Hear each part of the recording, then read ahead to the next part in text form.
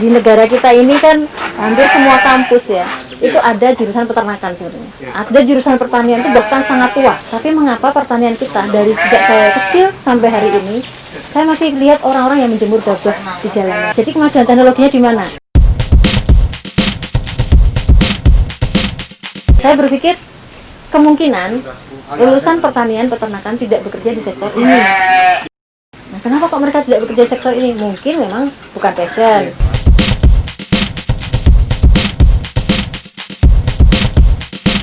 Ada teman saya yang lulusan IPB bekerja di broadcast, Bu. Kirain perbankan, Pak. Kan IPB Institut Perbankan.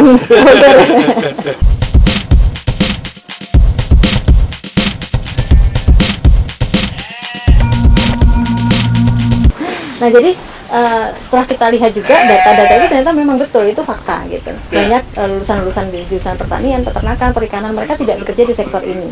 Mereka lebih milih bekerja di sektor lain yang memang lebih pragmatis ya. Kita memang ya kita kuliah mencari duit kok gitu kan. Hanya tidak berani. Terus bisa jadi juga karena faktor modal. Orang mau bertani, beternak itu butuh modal besar. Sehingga akhirnya orang begitu lihat modalnya, aduh enggak deh.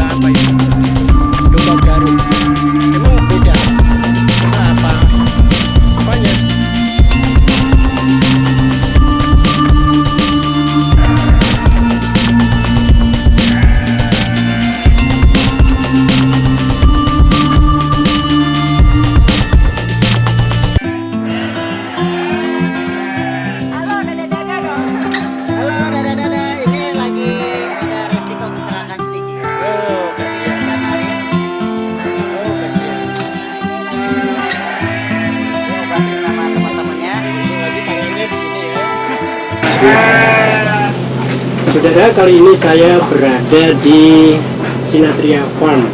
Sinatria Farm itu di dusun Nerowetan, di Nerowetan, Harjo Binangun, di Harjo Binangun, Kapanewonnya Pakem, Kabupatennya Sleman.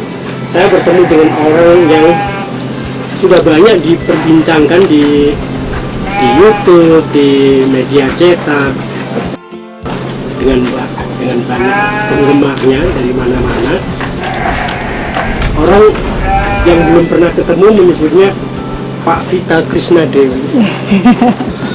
Karena tidak lazim ada perempuan beternak kambing, tapi itulah yang sudah dijalani oleh ibu ya, bukan bapak ya. Ibu Vita ini beternak kambing. Di sini sudah mulai tahun 2018, sekarang 2021, sudah sekitar 3 tahunan. Sebelumnya bahkan mungkin sebelum di sini, 2016 itu beliau sudah memulai dengan beternak kambing, tapi tidak sebagaimana yang di sini. Pelajaran yang pertama kemudian dipakai untuk apa yang ada di sini, sehingga ini menjadi salah satu tempat apa ya Bu? Orang banyak anak muda kebetulan mencari ilmu tentang beternak dan seterusnya. Kira-kira seperti itu pengantarnya. Kalau mengenai mengapa latar belakangnya Ibu Vita ini menjadi beternak kambing, itu sudah banyak diceritakan. Orang sudah banyak tahu. Pertanyaan saya, Ibu, salah satu alasannya itu kan Ibu hanya merasa tidak enak mendapat gaji buta sebagai ASN, sebagai dosen staf pengajar di sebuah universitas negeri di Mula Warman. Kan banyak Ibu orang yang suka dengan gaji buta. Ya, jadi waktu itu kan karena anak saya sakit ya. Anak saya sakit dan saya harus fokus gitu. Harus fokus. Saya kalau bolak-balik agak repot. Terus kemudian kalau misalnya saya nggak bolak-balik berarti saya dapat gaji tapi saya nggak kerja gitu. Itu di Kalimantan Timur. Di Kalimantan Timur. Ya. Padahal waktu itu sudah berapa tahun Ibu menjadi 10 tahun. 10 tahun. 10 tahun itu sebetulnya sudah lumayan ya Bu ya. Ya, Hari yang lumayan. lumayan. Setelah putranya sembuh, sudah membaik. Nah Ibu ini merasa bingung juga, ini tiba-tiba ada sesuatu yang Nggak ada kosong. kegiatan. Ya. Seperti pengangguran. Nganggurnya cukup lama. Enggak sih, jadi anak saya kan mulai sembuh itu 2016-2017 lah waktu itu. Ya. Jadi 2016 itu saya mulai merancang, ini saya harus berkegiatan yang jelas seperti itu. Makanya saya coba tadi invest ke, ya ada seseorang yang mau membuka peternakan, akhirnya kemudian saya invest. Tapi ternyata kan justru di situ saya dapat pelajaran gitu. Oh ternyata nggak gampang ya. Padahal saya selama ini kan ngajarin orang gitu, ngajarin mahasiswa beternak dan sebagainya, tapi kan ternyata tidak semudah yang saya ajarkan. Nah, itu jadi tantangan saya kan. Bahkan suami pun membuat saya akhirnya merasa tertantang gitu. Ya dosen peternakan kok beternak gagal itu kan nggak lucu gitu. Nggak lucu, sama sekali nggak lucu. Makanya saya bilang saya akan coba membuat, tapi saya ikut terlibat di situ. Nah, itulah kemudian akhirnya saya nyari lahan dan dapatnya di sini. Ibu Vita berkeliling ke beberapa desa begitu, Betul. menawarkan apa semacam proposal atau apa gitu dengan desa-desa. Kenapa Ibu punya pikiran itu? Jadi pertama karena yang jelas saya nggak punya duit ya, nggak punya lahan, kemudian dana juga terbatas. Jadi saya sempat waktu itu apa yang bisa saya lakukan gitu kan. Kemudian suami saya menyampaikan, kalau kamu punya ide, nanti uang itu datang. Dana itu akan ada kalau kamu punya ide. Saya berpikir, oh bisa ini. Akhirnya saya coba inisiatif untuk ngajak kerjasama dengan beberapa pihak waktu itu. Dan semuanya rata-rata nggak ada yang nolak, bahkan semuanya setuju. Ini programnya bagus karena memang saya lebih fokusnya ke pemberdayaan pemuda, pemberdayaan masyarakat seperti itu kan. Jadi kita pemberdayaan masyarakat, tapi kita juga dapat untung dari kita berjualan domba dan sebagainya. Dan kita ngajarin orang, memang fokusan saya dulu seperti itu. Nah terus saya dapat kontak dari beberapa orang itu kan, akhirnya oh coba di sana kayak gitu kan, karena di lahan sini udah penuh, nggak ada lagi lahan yang bisa cari. Kemudian saya dapat kontaknya Pak Kaur Sosial di sini. Kemudian dia menyampaikan pakai tanah pelunggu saya aja, karena beliau sendiri kan memang tanahnya luas di mana-mana ada. Cuma waktu itu kendalanya ada warga yang nggak setuju kalau ada peternakan seperti itu ya. Wajar, bagi saya wajar, sebagai orang peternakan pun merasa wajar. Karena bau atau gimana? Iya, bau. Pasti polusi kan. Jadi yang dipikirkan orang kalau yang ternak itu ada dua polusi kan, bau dan suara. Nah itu yang membuat orang menjadi, oh ini nggak bisa nih gitu. Kalau suara oke lah, tapi kalau bau kan kita nggak enak nih, mau makan juga enak. Kalau suara sih asal dombanya kenyang biasanya nggak bau seperti itu. Nah akhirnya saya bilang sama Pak Kaur, udahlah saya nggak mau berpanjang lah, jadi mending saya cari tempat yang lain. Pak Kaur, oh nggak boleh, pokoknya harus di wilayah saya gitu, karena memang Pak Kaur sendiri sangat konsen dengan pemberdayaan pemuda. Beliau kan memang masih sangat muda ya, lebih muda dari saya usianya Pak Kaur itu, sehingga ya kita sevisi. Akhirnya saya dicarikan lahan, punya budenya ini di sini. Gitu. Ya, saya kira menarik sekarang ini yang saya juga kebetulan bertemu dengan banyak anak muda yang terjun ke masyarakat dengan aktivitas-aktivitas yang dulu tidak banyak dipikirkan, tidak banyak dilirik ya Ibu ya. Betul. Beternak, bertani dan sebagainya. Sekarang ini banyak sekali ya anak-anak, bahkan sekarang ini di DIY itu ada banyak lurah atau kepala desa yang muda-muda. Betul. Yang sangat visioner, bahkan bisa menjadi apa ya, semacam laboratorium mini untuk membangun masyarakat baru. Nah, Ibu Vita juga kayaknya tidak melulu bisnis nih. Apa Ibu yang mendasari Ibu melakukan semacam pendampingan atau pemberdayaan untuk anak-anak muda itu? Ya karena kalau saya kan lihat fenomena di masyarakat kita ya, khususnya sektor pangan. Hari ini sektor pangan itu mulai dari kita bangun tidur sampai kita mau tidur, makanan yang kita makan itu apa sih gitu kan. Bangun tidur kita ngetek, gulanya impor ya kan, sambil ngetek kita makan gorengan atau makan roti ya kan, gandumnya dari impor, Gandumnya dari impor lagi gitu. nanti kita masuk lagi terus sarapan makan apa, daging sapinya dari mana, impor lagi. Jadi kita ini negara yang kaya raya, itu dari kesadaran itu sebenarnya bagi saya. Negara kita kaya raya, tapi fenomena lihat data kok makin tinggi nilai impor kita, sementara di sisi lain ada bonus demografi kan, kalau saya lihat itu seperti itu. Dan waktu itu saya melihat data itu kan di tahun 2018-an lah, 2017-2018, yang memprediksikan di tahun 2020 itu menjadi puncak masa ini ya, 2020 sampai 2036. 2020 sampai 2036. Itu kan puncaknya dari bonus demografi masyarakat Indonesia, yang dimana pemuda itu mendominasi jumlahnya di sini. Makanya saya mikir aja nih, ini kalau sampai anak muda mendominasi itu berapa persen kira-kira?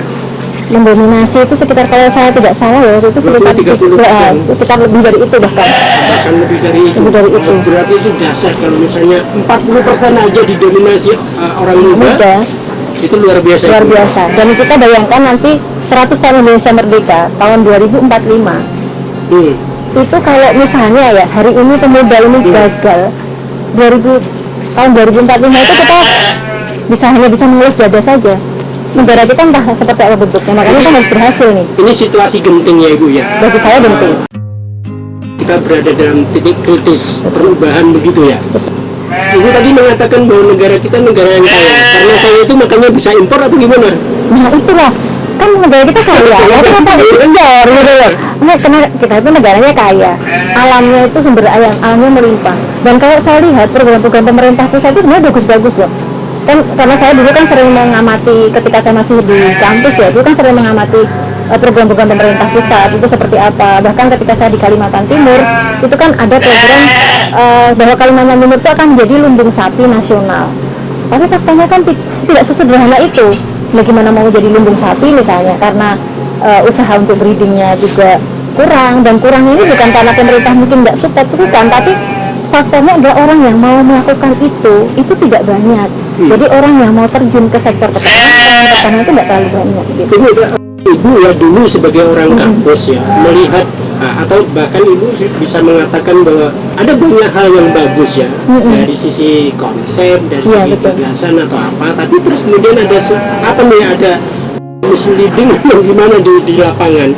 Jadi begini, faktanya di lapangan kita melihat, kalau kita lihat di sisi data BPS ya, sampai hari ini pelaku sektor pangan itu kan rata-rata di usia 53 tahun.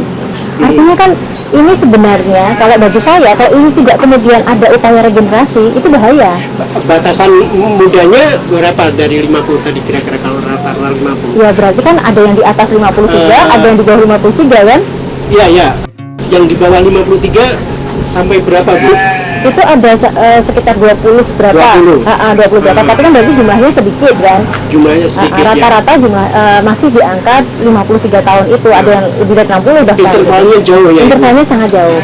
Nah, sementara kalau ini tidak, hari ini dengan kondisi seperti itu saja, kita masih impor. Nah, kalau ini tidak segera diregenerasi, terus kemudian kita ada pensiun nih, yang usia-usia 53 tahun ke atas, apa nggak tambah banyak impor kita?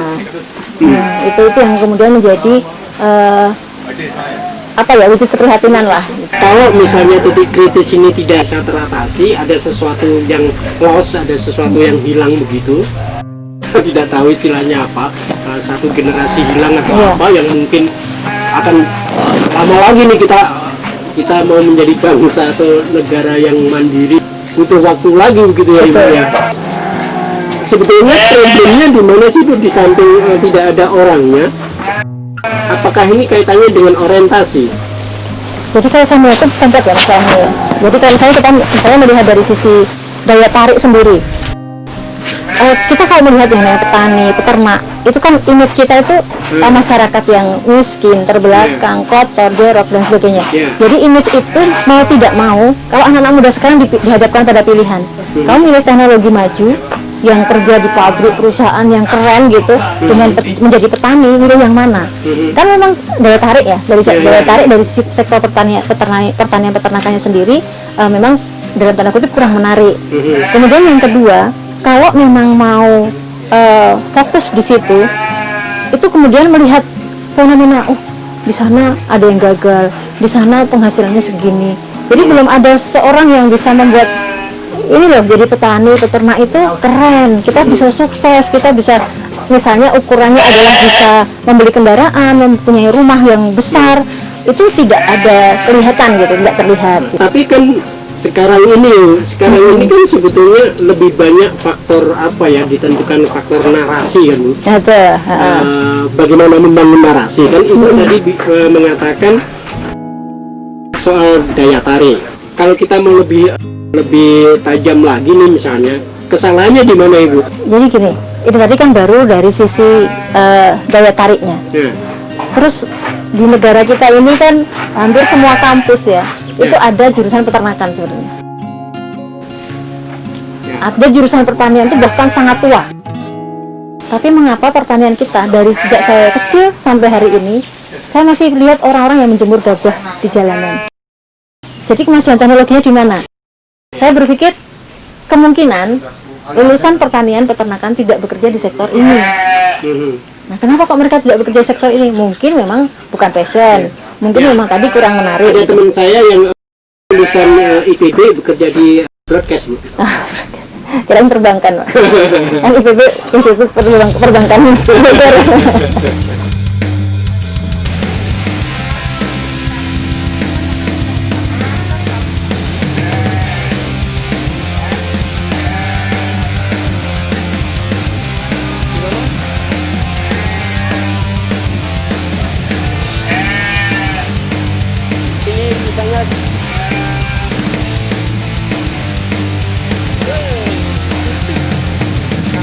Nah, jadi setelah kita lihat juga data-data itu ternyata memang betul, itu fakta gitu. Banyak lulusan-lulusan di jurusan pertanian, peternakan, perikanan, mereka tidak bekerja di sektor ini. Mereka lebih milih bekerja di sektor lain yang memang lebih pragmatis ya. Kita memang ya kita kuliah mau cari duit kok gitu kan. Hanya tidak berani. Terus bisa jadi juga karena faktor modal. Orang mau bertani, beternak itu butuh modal besar. Sehingga akhirnya orang begitu lihat modalnya, aduh enggak deh, kayaknya belum bisa saya gitu. Di Sinatria Farm ini juga salah satu jawaban yang diberikan oleh Ibu Vita mengenai yang selama ini dipersepsikan secara agak minus, agak negatif, bahwa peternakan itu bau, kotor, tidak menjanjikan dan sebagainya begitu. Nah, dengan Sinatria Farm itu Ibu Vita akan menjawab beberapa stigma negatif yang saya tidak tahu ini dikembangkan oleh siapa gitu. Saya juga merasakannya. Saya di dekat kandang, tapi tidak bau. Ya tentu bau itu ada, tapi maksud saya tidak membuat mabuk gitu. Gitu. Beda kalau misalnya yang biasanya itu kita lewat aja sudah baunya bikin mabuk. Katakanlah bedanya apa Sinatria Farm dengan lainnya? Iya, jadi gini, awal dari penolakan warga tadi ya, itu kemudian membuat saya merasa tertantang waktu itu. Waktu itu masih di lahan yang kita ditolak itu kan. Suami saya menanyakan gini, karena kita ditolak karena takut bau dan sebagainya. Kemudian suami saya nanya, emang nggak bisa ya dibikin nggak bau gitu? Saya bilang bisa ya. Terus apa yang bikin bau, kata suami saya? Yang bikin bau itu urinnya. Ya udah, urinnya aja kita kondisikan. Jadi secara keilmuan seperti yang Ibu ajarkan, Ibu ini dulu dosen peternakan Ibu. Iya betul. Sarjana peternakan. S2-nya peternakan juga. Peternakan juga. Mau S3? Belum jadi. Ya. Tadi Ibu, jadi itu mengenai urin itu ada ilmunya ya Ibu ya? Iya. Ibu sudah tahu secara teoritik gitu. Iya, teorinya kan memang begitu. Makanya kenapa kalau kandang ayam itu susah dibuat nggak bau, karena ayam itu antara saluran urin dengan saluran fesesnya, anusnya itu jadi satu. Beda dengan ternak yang lain, semua unggas. Makanya nggak ada unggas kok pipis, itu nggak ada. Jadi dia kalau pipis sekaligus buang air besar gitu. Karena satu saluran. Nah, kalau di kambing domba kan tentunya sangat memungkinkan untuk kita pisahkan itu urin dengan feses. Jadi urinnya itu benar-benar kita kondisikan supaya dia tidak mencemari lingkungan gitu. Nah itu makanya kalau di sini kemudian kita buatkan instalasi itu kan. Tapi sebelum sampai sana, waktu itu kita uji coba dulu, uji coba dengan berbagai macam bahan. Uji coba dengan bahan ini, terus hasilnya terlalu ngelondong. Suami saya suami saya itu sebenarnya bukan alumni peternakan, sospol. Tapi kalau untuk urusan apa namanya instalasi gitu kan memang beliau lumayan gitu. Orang sospol itu biasanya kadang-kadang engineering sosial. Mungkin itu ya. Sampai ke persoalan instalasi juga menguasai. Nah waktu itu ini kurang kencang, sudah dicoba lebih kencang gitu kan dengan karyawan saya coba lebih kencang, kemudian kita menggunakan terpal yang langsung kita hubungkan dengan jerigen, itu sudah sempat. Terus kemudian saya coba ngobrol dengan karyawan saya, kalau seperti ini terlalu ribet enggak? Lumayan Bu, oh ya udah kita ganti. Jadi proses eksperimennya itu di sini? Di sini. Oke, berapa lama itu? Mungkin selama setengah tahunan lah. Setengah tahun itu akhirnya kita mendapatkan instalasi yang seperti sekarang gitu ya. Kita pakai jaring inseknet, kemudian bawahnya pakai fiber, dan itu sudah melalui berbagai percobaan. Jadi kalau misalnya memakai kandang yang seperti itu karena beberapa pertimbangan tadi. Itu yang instalasi di bawahnya. Instalasi di bawahnya. Di bawahnya. Kalau kandang bajaringan ini awalnya adalah begini. Saya kan memang semangat untuk mengajak pemuda. Dengan kita sudah membuat instalasi terkoleksi tadi, itu ternyata kita sudah sebenarnya sounding kandang tanpa bau itu udah lama. Dari 2018 kita sudah sounding. Cuma ternyata minat orang juga masih biasa aja gitu. Hanya suami saya lagi tuh. Kayaknya bagus nih kalau kita buat pakai bajaringan. Pemikiran kita sederhana, karena kita di sini sewa. Kalau kita bikin kandang baru dengan pakai dicor, kan itu nanti nggak bisa diangkat, nggak bisa dipindah. Tapi kalau bajaringan kan bisa bongkar pasang dan sebagainya. Gitu. Idenya sederhana. Nah ternyata ide sederhana itu disambut dengan luar biasa sama pemuda. Wah kandangnya bagus, beda nih. Hanya banyak orang datang ke sini karena apa? Kandangnya dari bajaringan bahannya. Gitu. Ya itu salah satu sudah terjawab tentang daya tarik tadi ya. Tidak kumuh katakanlah gitu, dan anak muda bisa ngomong, keren nih. Ya betul. Oh ini bakal viral nih, oke. Artinya kita memang harus punya bahasa yang komunikatif atau bagaimana? Memang karena segmen saya memang pengen banget ngajak anak muda. Ya tadi mahasiswa saya pun itu kan tidak seluruhnya terserap di peternakan. Jadi tidak terserap atau tidak mau menyerapkan diri. Ya mereka kalau misalnya nggak kerja di instansi pemerintah, mereka mending kerja di tempat lain dan itu non peternakan. Ya. Seperti itu. Ya tadi perbankan, cash atau apalah. Betul. Ya seperti itu. Soal bau sudah dengan trial and error selama setengah tahun karena ibu kotoran atau apa. Urin itu semuanya bisa dimanfaatkan? Bisa. Bahkan ini mentah saja daya serapnya tinggi. Nanti bisa cek di gudang kita. Mentah itu apa? Mentah itu belum kita olah kan sebenarnya feses domba itu ya. Kan bisa dikeringkan kemudian dibuat media tanam lah atau langsung jadi pupuk. Sebagai pupuk. Itu kan bisa dan itu harganya mesti lebih tinggi. Kita kalau sekarang nyari di Shopee atau Bukalapak cari kohe aja itu harganya kan ada tuh setengah kilo, kemasan setengah kilo harganya 5.000. Urinnya juga itu terserap luar biasa untuk pupuk organik cair. Nah di sini kita jualnya mentah.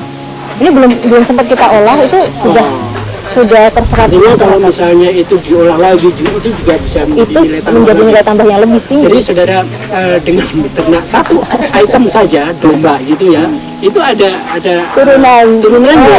turunannya apa nih feses tadi? Dan itu bisa menjadi pupuk ya, ada pupuk padat, bisa menjadi media tanam, ada pupuk cair, yang itu mungkin akan menjadi sesuatu yang bakal ngetren nih dengan kesadaran tentang konsumsi kita, tentang kesehatan dan sebagainya, tentang pangan organik. Pangan organik yang sehat dan sebagainya. Jadi bagaimana nikmat dan sehat itu juga menjadi pertimbangan. Dan sekarang ini kan ibu-ibu lagi rajin berkebun nih. Selama masa pandemi, permintaan meningkat nih. Jadi teman-teman dari penjual tanaman hias itu rata-rata permintaannya kalau dulu itu biasanya sekali ngambil 30 karung. Ini sekarang 50 lah sekalian lah ya. Dari berapa ratus yang ada? Jadi setiap 100 ekor itu menghasilkan 4 karung. 4 karung yang ukuran 50 kilo itu per hari. Satu karungnya 25.000. 25.000. Jadi 100.000 lah. Itu satu hari? Satu hari. Per 100 ekor. Tolong dihitung ya. Satu karung itu 25.000. 25.000. Nah, di sini satu harinya itu Menghasilkan minimal 4 karung. menghasilkan 4 karung. Jelas kan? Hitungannya sederhana ya. Sederhana. Belum kalau nanti kita menghitung Urinnya. kambingnya itu sendiri ya. Nah, gitu. Karena kita di sini untuk breeding ya, kita konsentrasinya terbatas sedikit sekali. Kita hanya paling kebutuhan per ekor per hari itu sampai 2% aja dari berat badan. Nggak terlalu banyak. Per ekor paling habisnya sekitar 2.000-an maksimal. Kalau misalnya kita pengolahannya gimana? Kita ngolah sendiri, mengolah sendiri. bikin pakan sendiri, mencampur sendiri. Mencampur sendiri, bikin sendiri gitu ya. Selebihnya kan ini rumput-rumputan ini. Kita nanam rumput sendiri. Apalagi Bu yang bisa merangsang minat selain angka-angka tadi ya? Merangsang minat anak-anak muda untuk terjun, mungkin bukan hanya ternak ya, mungkin yang lain-lainnya. Jadi gini, sebenarnya bagi saya ya, pandemi ini mengajarkan kita sesuatu dan sangat berharga menurut saya. Di era pandemi ini karena ini global ya, masalah global, akhirnya terjadi deglobalisasi. Akhirnya karena deglobalisasi, negara-negara itu menutup keran ekspor mereka ke luar negeri, termasuk ke Indonesia. Jadi misalnya sekarang kita mau impor beras aja kan susah. Karena apa? Negara-negara yang biasa mengekspor beras ke Indonesia, itu kan mereka menyimpan cadangan berasnya untuk masyarakatnya sendiri. Banyak di antara masyarakat mereka yang kemudian drop dan sebagainya, tidak mengusahakan lagi dan sebagainya. Akhirnya mereka tidak mengekspor dulu. Nah, kita kan makanya sejak awal kan pemerintah kita pun menghitung nih kira-kira kita sanggup sampai tahun berapa gitu untuk cadangan beras kita ini. Sehingga ini sebenarnya peluang sangat besar di sektor pangan. Dan pangan itu mau keadaan aman, mau keadaan krisis selalu dibutuhkan. Beda dengan misalnya kebutuhan sekunder kan. Kalau misalnya dalam keadaan krisis kita nggak butuh nggak apa-apa, tapi kalau pangan kan selalu dibutuhkan. Makanya sebenarnya ini sesuatu salah satu usaha ataupun bisnis yang sebenarnya sangat menjanjikan asal